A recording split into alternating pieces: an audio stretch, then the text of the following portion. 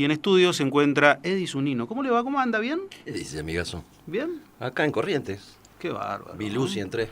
Vi luz y entré. ¿Lo escuchaste, Nicolás del Caño? ¿Te Lo lo escuché, imaginabas a un partido como el Partido Comunista pidiendo espacio en la televisión pública de un gobierno de derecha? Sí. Este pibe del Caño es del PTS, Partido de los Trabajadores por el Mm. Socialismo, integrante del Frente de Izquierda de los Trabajadores, junto con el Partido Obrero.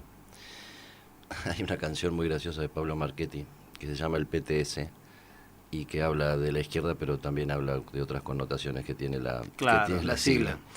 Eh, sí, conozco las posturas. Me parece que la izquierda en la Argentina tiene una deuda con sí misma, ¿no? Mm. Tiene la deuda de salir de su cascarón, salir de su encierro, salir de su dogmatismo, de su sectarismo.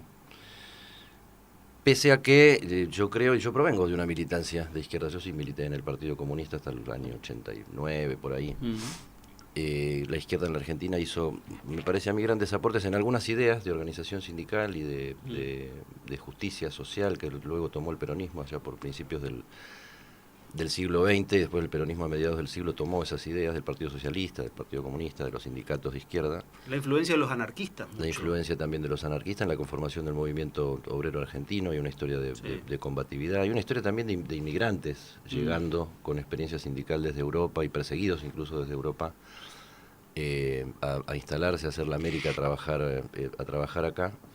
Creo que también tuvo una importante influencia cultural la izquierda, en el sentido de que muchos artistas, escritores, músicos, pintores, adhirieron a partidos y movimientos de izquierda durante mucho tiempo y fueron referentes de ellos, que yo, Mercedes Sosa, era del Partido Comunista, Osvaldo Pugliese, uno de los principales tangueros del país, era del Partido Comunista. Una gran influencia, pero creo que esa influencia cultural e histórica no llegó nunca a ser, de la irrupción del peronismo para acá, una influencia social, una influencia política, y siempre la izquierda terminó peleándose consigo misma para ver cómo reemplazaba al peronismo de la escena, y bueno, fue un deseo que no se cumplió. Es que quizás lo que no tiene es lo que hoy se denomina en política territorio. Nunca supo tener o nunca llegó a tener gobernar una provincia. Jamás. No, jamás. Y ese quizás es el salto cualitativo que le lleva a decir la teoría a la práctica, es decir, podemos construir con este hecho a partir del hecho práctico en sí, y ese quizás sea la gran deuda o la falta para pegar el salto de calidad como partido. La irrupción del peronismo le cortó todos los cables, le complicó muchísimo la inserción sindical. De ahí que era la verdadera razón de ser de los partidos de izquierda originalmente, y que bueno, a nivel internacional, incluso a nivel latinoamericano, nosotros tuvimos un partido comunista muy desarrollado en las clases medias acá en la Argentina, y en comparación con Chile, por ejemplo, que es un partido comunista aguerrido, afirmado, conductor de gremios importantes, en la CGT, fue parte muy importante de la coalición de Salvador Allende antes del golpe de Pinochet. Muy inserto en el movimiento estudiantil, muy inserto en el movimiento territorial. Yo diría que qué sé yo, lo más parecido que hay al peronismo en Chile es el Partido Comunista y sus divisiones y sectores de influencia. Acá quedó limitado a un sector medio, a un sector de influencia cultural, más que nada, y sí, sin territorio y sin planteo de política. Pero ahora, en este tiempo que corre, ¿podemos hablar de Partido Comunista o eso es hablar del Partido siglo Comunista, pasado? sí, totalmente. El Partido Comunista en sí mismo no. El Partido Comunista se explotó en decenas de pedazos. Hoy lo más movedizo de la izquierda son sectores que provienen más bien del trotskismo, el Frente de Izquierda de los Trabajadores con el Partido Obrero y el PTS adentro, el MST, donde está Vilma Ripoll y Alejandro Bodart, que tienen y han logrado tener bastante influencia en algunas comisiones sindicales, sobre todo del Capital y Gran Buenos Aires, y en algún sector del movimiento estudiantil, sobre todo el movimiento estudiantil universitario, que controlan o influyen bastante en algunos centros de estudiantes de facultades que siempre tienen en ese movimiento mucho predicamento, filosofía, psicología, etc. Siempre que hablamos de izquierda, y cuando le hacía la referencia a Nicolás del Caño, le decía, paradójico sería que un gobierno de derecha, como así está marcado el de Mauricio Macri, y en el medio hay un espacio muy grande, entre la izquierda y la derecha, podríamos decirlo, que en los últimos años ha tenido la síntesis de ese espacio de grieta. Y a vos ahora, ayer estuviste hablando en la Feria del Libro mucho lo de la grieta. Sí, que tiene que ver con el último libro que saqué junto con Carlos Russo. Ahora, la grieta en sí es un fenómeno que Bardlos decía, siempre tuvimos divisiones marcadas. ¿Este fue un exceso? ¿Ya pasamos la raya como argentinos? ¿Con las diferencias entre unos y otros? No sé si pasamos la raya, porque en el siglo XIX la grieta era te corto la cabeza y me la llevo una lanza a Buenos Aires. Creo que esas cosas no vienen pasando últimamente, por suerte, ¿no? Y por maduración y paso de la historia, paso de los años, maduración política, de las conducciones y de la sociedad. Sí creo que lo que pasa el tiempo es de definir un proyecto de país. Y yo creo que también si analizamos las grietas o las divisiones políticas que tuvimos en la Argentina, algunas tuvieron raíces profundas en cuanto a la representatividad territorial y la lucha por el poder y el tipo de poder que se iba a desarrollar en la Argentina cuando la Argentina fuera un país entre unitarios y federales, entre el puerto y el interior. Siempre fue una pelea, en definitiva, por el control del puerto, y aquel que ganó se convirtió en unitario, y el que estaba en la oposición pasó a ser el federal. Eso es parte de la historia argentina. Hemos tenido una lucha por el poder y el control del puerto. Eso es lo que ha sucedido. Y las facciones no se diferencian demasiado en su composición de clase ideológica, de intereses, de representatividad de sectores de la producción, etcétera. O sea, nosotros tuvimos un ejército sanmartiniano que se dividió en dos y pasó a ser unitarios y federales. Manuel Dorrego y Juan Lavalle eran oficiales destacados del ejército de San Martín. Qué sé yo. Los Kirchner eran oficiales destacados del ejército de Menem. Y así de seguido tenemos repeticiones en la historia, donde nadie nace de un huevo de Pascua y todos van reciclándose para generar sus propios proyectos políticos. Ahora, lo que yo me planteo es que si la división en la Argentina nos partió el plato de ravioles de la mesa del domingo en la familia, esa división es en gran medida ficticia. No representa dos países muy distintos. Si yo me peleo con mi hermano por política, no estoy marcando una división real de la Argentina en esa pelea. Dos hermanos, la misma procedencia, la misma familia, la misma vida, conocerse íntimamente, etcétera. Yo creo que lo que perdemos tiempo es en eso, en definir, hablar en serio de cuáles son las verdaderas grietas que parten a la Argentina, la grieta de la pobreza. Estamos casi condenados, después de haber tenido hasta hace nada más que 30 años o 35 años, niveles de pobreza increíbles para la Argentina. Seguimos teniendo la diferencia entre el centro y el interior. Y yo creo que lo que seguimos teniendo es una gran grieta entre el pasado y el futuro. Vivimos regodeándonos en una mirada nostálgica del pasado y nos cuesta eso ponernos a mirar para adelante. Ayer hablabas y decías que un poco se es funcional. ¿Funcional a quién o a qué? Si nosotros seguimos entreteniéndonos con la grieta. A esta división, a no corregir los errores. O sea, grieta hubo siempre. Grieta siempre va a haber. Veámoslo si éxito tuvimos siempre y si éxito siempre va a haber. O sea, porque si este nivel de confrontación que tiene la Argentina, o sea, este tipo de división que tiene la Argentina, o la división clásica de la Argentina, hubiera servido para que la Argentina le vaya bien, creo que ha servido para que le vaya mal y le vaya cada vez peor. Quizás una de las mayores deudas que tenemos es el ser tolerante, tolerarnos entre nosotros y el tolerar al que piensa distinto. Es parte del asunto. Creo que hay un gran ejercicio sobre el papel, la importancia y la figura del otro en nuestras vidas, individual y colectivamente. Entender que muchas de las diferencias surgen de distintos puntos de vista, o sea, de estar parado en distinto lugar del terreno. Vos y yo en este momento estamos mirando la realidad desde dos puntos distintos. Vos me ves a mí, yo te veo a vos. Estamos en la misma mesa, en la misma radio, hablando con la misma gente que escucha, pero no estamos viendo lo mismo.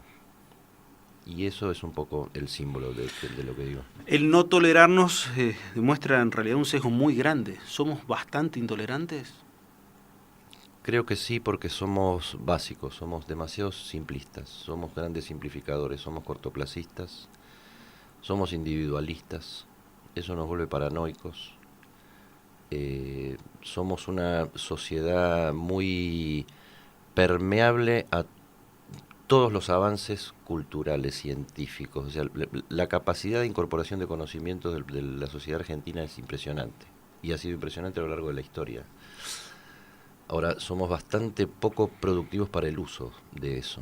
Lo usamos a nivel individual, somos muy poco propensos a construcciones colectivas, a construcciones, y eso creo que tiene que ver el paso del tiempo, tiene que ver el aislamiento de las personas en casas cada vez más seguras, el final del barrio como lugar de expresión y de contención de los niños, de los viejos, de las personas en general.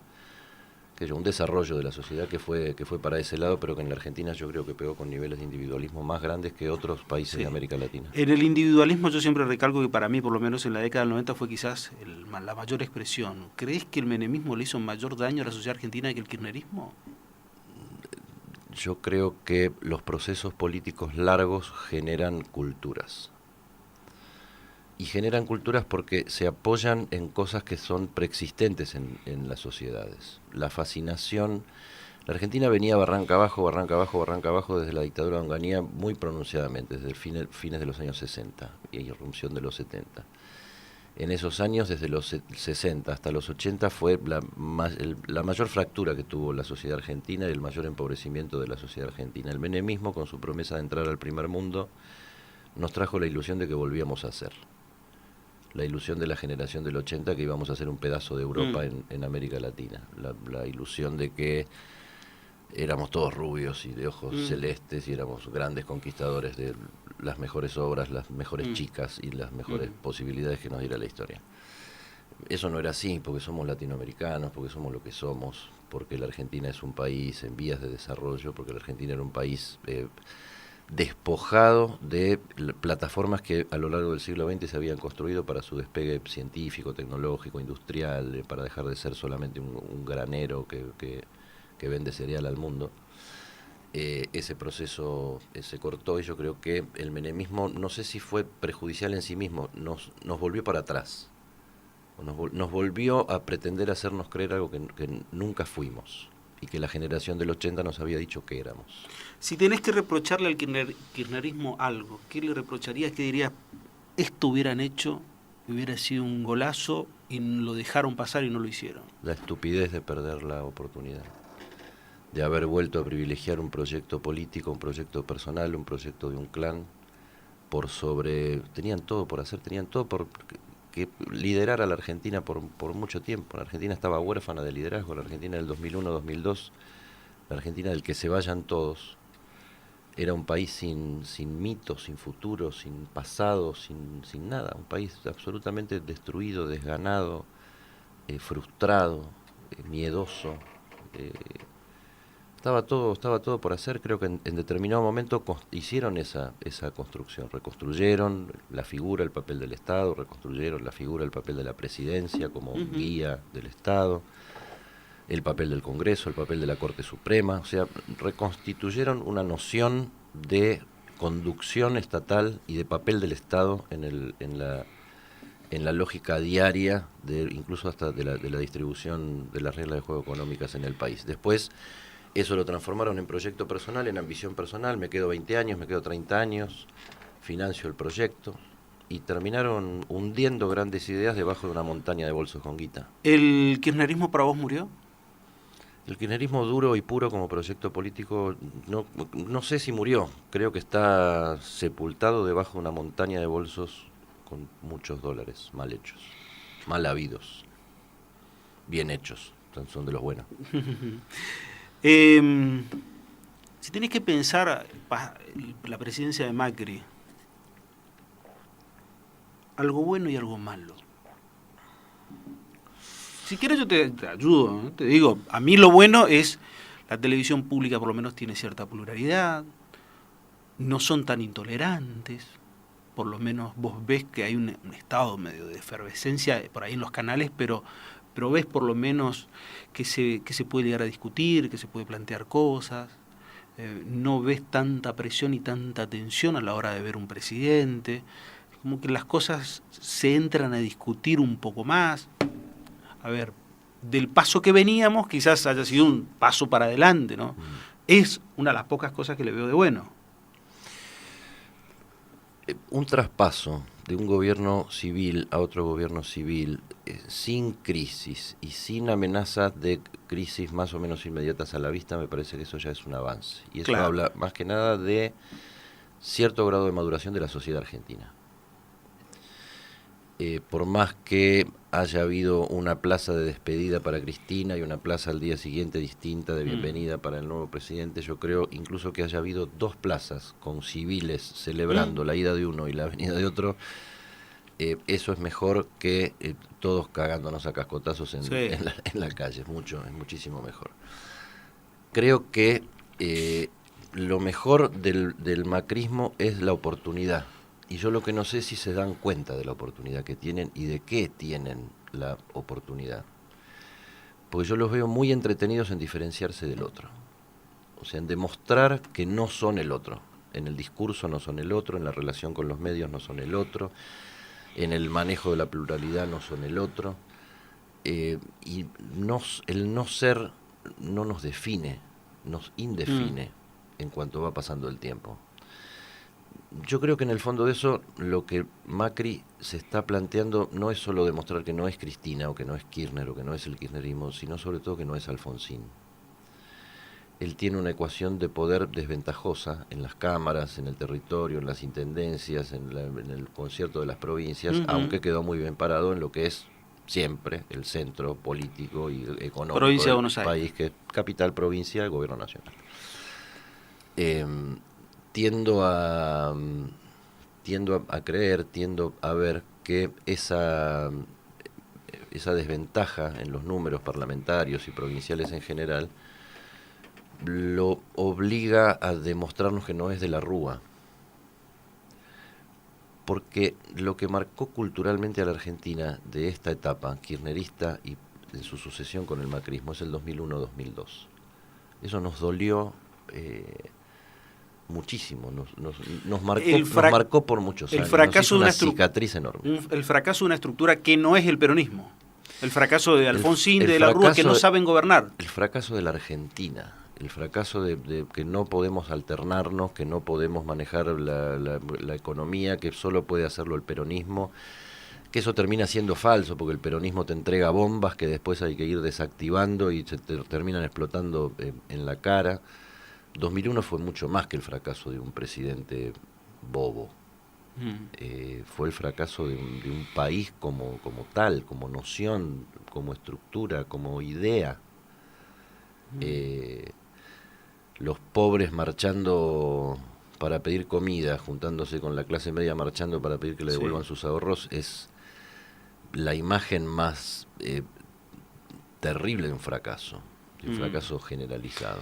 Si un tipo viaja en el tiempo o viene del exterior y vos le querés que traiga decir, dólares, decir. No, si vos le querés, ¿cómo le explicás que un tipo sin estructura, porque vos me dijiste que no tenía estructura, comparto, el PRO no tiene estructura, en Corrientes no tiene ni un concejal, ni un concejal en Capital, no te estoy hablando, legisladores provinciales no existen. ¿Cómo explicas que sin estructura tiene todo? Tiene la presidencia, el distrito más importante que es la provincia de Buenos Aires, el distrito más rico que es la ciudad autónoma de Buenos Aires, tiene todo. ¿Cómo solamente en Argentina puede pasar esto? ¿Cómo se explica? Yo creo que se explica por un lado con el cansancio que va provocando y acumulando procesos políticos tan largos como el del kirchnerismo y el menemismo en su tiempo. O sea, nosotros de 33 años de democracia vivimos 22 y medio gobernados por proyectos personalistas del peronismo, 10 de Menem, 12 y medio del kirchnerismo. Eso corta la continuidad de la historia, eso hace olvidar. De alguna manera salimos del kirchnerismo de formas bastante parecidas a las que salimos del menemismo. Salimos por la puerta de emergencia, cansados, aburridos y buscando la alternativa más potable y más parecida a nosotros que pudiéramos tener. Y esta vez con muy poca diferencia de votos, porque se empezó a aplicar la reforma del 94 hasta el final y hubo balotaje, hubo segunda vuelta. Y eso convirtió el mapa político en la Argentina en una especie de mitad y mitad, como un alfajor. Son dos capas iguales y en el medio la pegajosa grieta. Yo creo que Macri gana Bueno, primero porque se apoya en una estructura, técnicamente porque se apoya en una estructura política desarrollada en todo el país, como es el radicalismo. Se apoya en una imagen de popularidad muy desarrollada durante mucho tiempo, desde que fue presidente de Boca hasta después de ser presidente de jefe de gobierno de la Ciudad Autónoma de Buenos Aires. Creo que es un personaje conocidísimo, de un alto nivel de conocimiento. Creo que supo enhebrar un discurso simple, de llegada fácil. Y creo que hay una cosa que en el libro nuestro con Carlos Russo, Cerrar la grieta, ideas urgentes para el reencuentro de los argentinos, algo que Macri reconoce en la entrevista que le hicimos para ese libro, que es que fue tal vez el principal beneficiado de la grieta. O sea, fue casi elegido por Kirchner y Cristina, pero sobre todo como por Cristina y el cristinismo, como el enemigo ideal. O sea, quien para esa izquierda, entre comillas, término que yo Sí. no adscribo para la Argentina, eso izquierda y derecha me parece que es medio para la gilada. Pero esa izquierda que supuestamente representaba el kirchnerismo necesitaba una derecha, con cara de derecha, historia de derecha, fortuna de derecha, pilcha de derecha, y eso era Macri. Gran contradicción porque durante el kirchnerismo uno de los empresarios más oficialistas que hubo fue el papá de Mauricio Macri. De eso su primera experiencia de gestión de algo que fue en la empresa de su padre. Pero yo creo que es eso. Yo creo que primero es la búsqueda de la sociedad y el cansancio, la fatiga que provocan procesos políticos tan largos. Sobre todo cuando a esos procesos políticos no les va bien. Cuando siempre se analiza desde allí hay dos tipos de conclusiones. La primera es decir, el kirchnerismo nunca pensó, o mejor dicho, que el primer cálculo era que un tipo con estas características no le podía ganar. O la otra conclusión, decir que este era el que más les convenía a ellos que gane porque iba a fracasar. ¿Crees que puede llegar a fracasar en la gestión para el regreso del kirchnerismo? Yo lo que creo primero es que kirchnerismo y macrismo son efectos paralelos de un mismo fenómeno que es la crisis de 2001. Uno reorganizado desde el peronismo y otro desde fuera del peronismo. O sea, creo que son de ese modo dos caras de una misma moneda y construyen y representan un rehacer de un sistema político que busca cierta alternancia. O sea, nosotros veníamos de un sistema político que voló por el aire con el que se vayan todos 2001-2002. Claro. Andar con saco y corbata por la calle, en la ciudad de Buenos Aires, por esos días era peligroso, te gritaban político. Recuerdo una anécdota Ahora, de si un... fracasa o no fracasa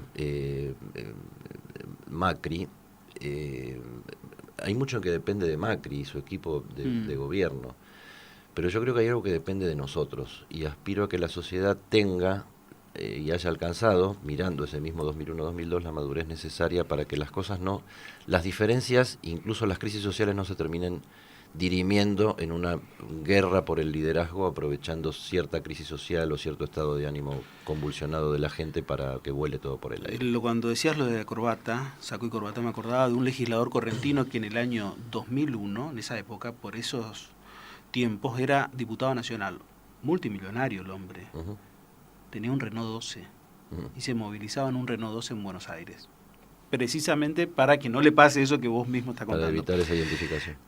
En todo esto hablamos kirchnerismo, macrismo, grieta de izquierda, de derecha, cómo se sitúa uno o el otro. Y hay un actor que la historia ha sido vital en el siglo pasado, la Unión Cívica Radical. Ha tenido durante el siglo pasado 5 presidencias. Sí. Sí, y en esta era democrática, de Alfonsín para acá, o de 1983, cuando asumió Alfonsín para acá, 2 salidas estrepitosas del gobierno, 2 salidas anticipadas. Alfonsín 6 meses antes, de la Rúa 2 años antes. Eso le generó al radicalismo, primero, divisiones y fracturas y el cumplimiento al revés de la profecía radical de que el peronismo iba a durar poco en la historia y terminas durando con todas sus divisiones, fracturas y confrontaciones, más que la vitalidad del partido más viejo de la democracia en Argentina, que es el radicalismo. Pero aún así el radicalismo sobrevive, subsiste, tiene representación en provincias, tiene representación en municipios a lo largo de todo el país, tiene representación en los sectores, en los territorios más poblados del país, tiene dirigentes, entró en una crisis muy grande, producto de sus grandes fracasos, donde deberíamos estudiar bien y muy a fondo y con muchísima sinceridad cuánto influyó, llamémosle, la grieta de la Argentina, el peronismo, el antiperonismo, el peronismo en la oposición, rearmando liderazgos montados en crisis sociales profundas, cuánto influyeron esas cosas en que los mandatos de los radicales duraran menos. O sea, creo que la impericia del radicalismo quedó demostrada. Lo que no quedó demostrada fue cómo se ayudó esa impericia conspirando y cómo se ayudó esa impericia prendiendo fuego y robando supermercados y generando un estado de alarma y de alerta nacional y de violencia. Algunos dicen que Estados Unidos, la gran virtud que tuvieron, una de las grandes virtudes es creer en el sistema democrático y tener 200 años de continuidad, más de 200 años de continuidad. ¿Vos creés que ese haya sido uno de los grandes problemas de la Argentina? Porque permanentemente me hablas del 83 para acá. ¿Las interrupciones democráticas fueron vitales para tener este tipo de realidad que tenemos? Creo que sí. Creo que nos conformaron. Creo que el autoritarismo, vos lo mencionabas antes, somos autoritarios, somos cerrados. Sí, somos eso, estamos formados en una lógica de guerra. Y yo creo que eso tiene que ver con la cercanía. 200 años, o sea, vos me decís 200 años de democracia en Estados Unidos, y yo te digo 200 años de independencia, que no sabemos bien qué corno es la independencia todavía, ni la tenemos procesada con una única visión. 200 años de independencia no es nada. Deberían ser suficientes para empezar a mirar las cosas desde otro punto de vista. Y yo sí hago mucho hincapié en los 33 años de democracia, porque es la primera vez que tenemos 33 años de gobiernos civiles uno detrás del otro, con crisis, con algunos momentos en que el Parlamento tuvo que definir quién era y no el voto popular. Pero yo sí hago hincapié en esto, porque me parece que es el camino propio, el camino de la sociedad, el camino de la sociedad civil, que tiene que empezar a hacerse cargo de sus problemas y sus cosas, y tiene que empezar a pensar por qué y cómo y a quién delega la responsabilidad de conducir los destinos de un municipio, de una provincia, de un país, de un sindicato, de un centro de estudiantes. Si esa delegación significa desentenderse, o esa delegación significa buscar construir un sistema de representatividad que en serio referencia a la Argentina desde abajo hacia arriba, que la identifique con sus instituciones, si no, después todas las palabras son vacías y cada cual las ancla en el concepto que tiene. Vos hablás de instituciones y podés pensar en un discurso conservador de 1920, o hablás de instituciones y podés pensar en estructuras que no sean las personas y que tengan cosas establecidas que se deben hacer de tal manera para preservar principalmente el interés de la mayoría de los habitantes. O sea, son dos maneras de verlo. O sea, un concepto con naftalina, que está en el arcón de un recuerdo y de ahí se lo agarra para recuperarlo para el discurso político, o una construcción, que no sé si se llama instituciones, no sé si se llama república. ¿Qué es república? ¿Estamos a favor de la república? Y sí, estamos a favor de la república, pero seguramente vos y yo no pensamos lo mismo de lo que es la república. ¿Qué debe hacer la misma república? Yo soy porteño, vos sos correntino, vos tenés 41 años, yo tengo 53, qué sé yo, me parece que hay muchas razones para pensar que aunque nos pongamos de acuerdo en un término, no estamos pensando lo mismo, y tenemos que saberlo eso, porque estas conversaciones nos llevan a plantearnos esos desafíos, y el desafío es: somos distintos, vos y yo somos distintos, y está buenísimo que así sea. ¿La grieta es mala o buena? La grieta kirchnerismo-antikirchnerismo me parece primero que está pasando de moda y se va a ir convirtiendo cada vez más en lo que fue peronismo y antiperonismo, y creo que tenemos que salir de esa lógica en la Argentina. Es mala, atrasa, no nos hizo bien, nos generó violencia, nos generó pérdidas de tiempo, nos generó corrupción, nos generó procesos políticos demasiado largos, nos generó un montón de cosas que no tuvieron nada que ver con el proceso enorme de distribucionismo de mediados del siglo pasado. Entonces yo creo que la falsa grieta tapa la discusión de la verdadera grieta. 1/3 de pobres tiene la Argentina, casi crónicos. Esa no es la Argentina en la que se formó mi generación. En el año 1973 había 5% de pobres en la Argentina. No era plena ocupación, pero había trabajo, yo elegía dónde trabajaba. Esa Argentina desapareció. No quiero volver a esa Argentina, quiero plantearme cómo salimos de la pobreza. Y después cómo hacemos un país donde quien maneje el puerto siempre va a terminar castigando y complicándole la vida a quien no lo maneja, y que quien menos lo maneja no es quien conduce las provincias del interior, es quien vive en el interior del país. ¿Te jode que alguno te diga kirchnerista? ¿Te jode que alguno te diga macrista? ¿Te jode que te enrole en un lugar o en el otro de la grieta? ¿Te jode como periodista decir que venga uno y te diga no porque vos sos del gobierno, y otro viene y detrás y te dice no porque vos sos anti el gobierno? Me desafía. Cuando salgo de la risa o de la irritación, según en qué circunstancias se dé esa calificación, digo, bueno, no estaré llegando a explicar quién soy, no habré llegado a que se entienda qué es lo que digo, pero también sé que contacto con un país apasionado, facilistamente partido en dos, donde es fácil decir callate kirchnerista, callate macrista, como para terminar la discusión descalificando la posición del otro. Ahora llega el momento de la despedida, así que tenés que hablar bien de Corrientes, que pasaste muy bien, que te sentiste cómodo, que te gustó el Chipá, que te encantó la Costanera, todo Mira, eso. Para que no me digan kirchnerista te voy a decir, vamos a volver, a volver. Pero viste que me encantó, era una deuda que tenía venir. La verdad que ustedes, que fueron así unos anfitriones, no sé, me voy enamorado de todos porque me han tratado como si fuera no sé qué.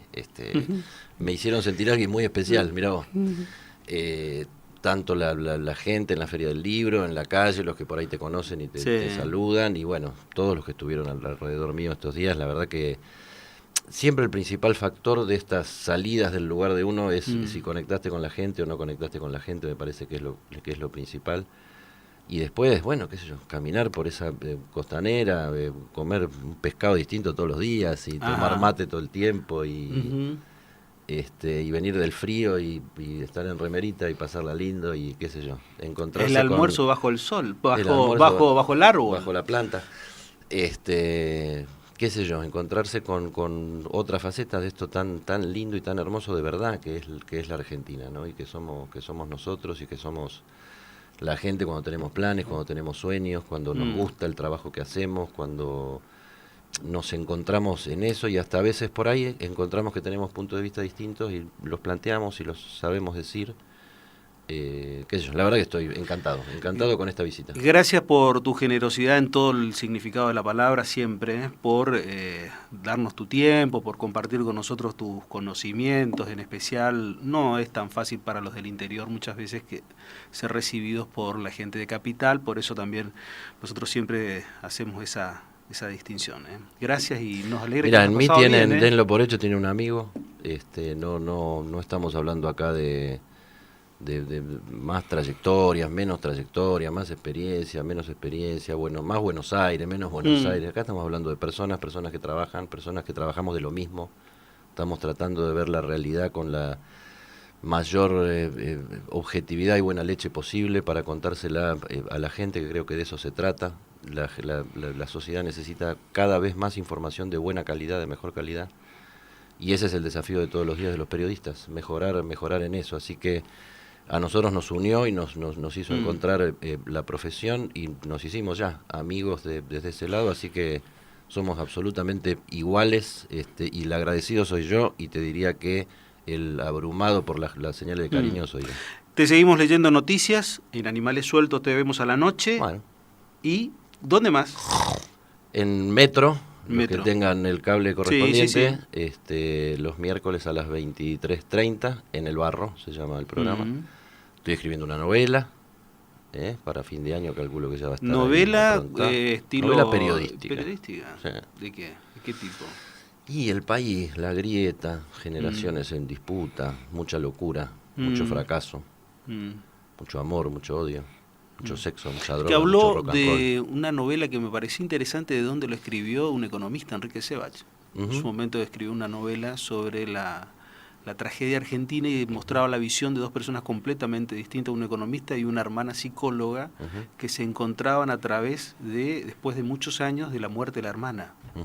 La hermana murió y él se fue a encontrar sus cosas y ahí entró a rememorar y ver las diferencias entre uno y otro. Me pareció interesante desde esa Y aparte óptica. demostró Enrique con ese libro que detrás de un economista también puede haber un hombre sensible. Claro, lo leíste, ¿viste? Estuvo muy interesante. A mí me atrapó mucho desde el punto de vista de la visión del personaje que hizo todo eso. Gracias nuevamente. A vos, a ustedes. Edison Nino con nosotros.